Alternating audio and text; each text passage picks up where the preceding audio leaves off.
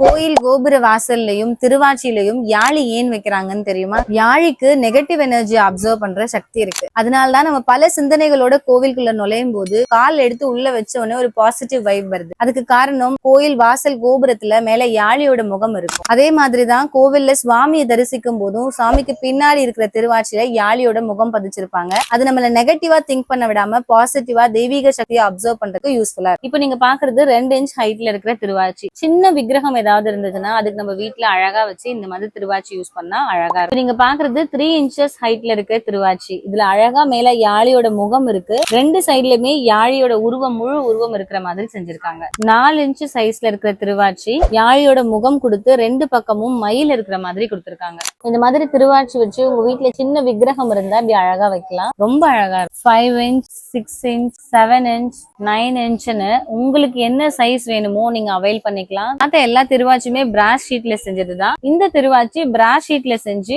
Silver polish பண்ணிருக்கோம். இந்த மாதிரி உங்களுக்கு என்ன பாலிஷ்ல வேணாலும் நம்ம செஞ்சு கொடுக்கலாம். உங்க வீட்டு பூஜை ரூம்ல இருக்க சுவாமிக்கோ இல்ல கோவில்களுக்கு நீங்க வாங்கி தரணும்னு ஆசைப்பட்டீங்கன்னா யாழின்னு கமெண்ட் பண்ணுங்க. இதோட டீடைல்ஸை நாங்க உங்களுக்கு ஷேர் பண்றோம்.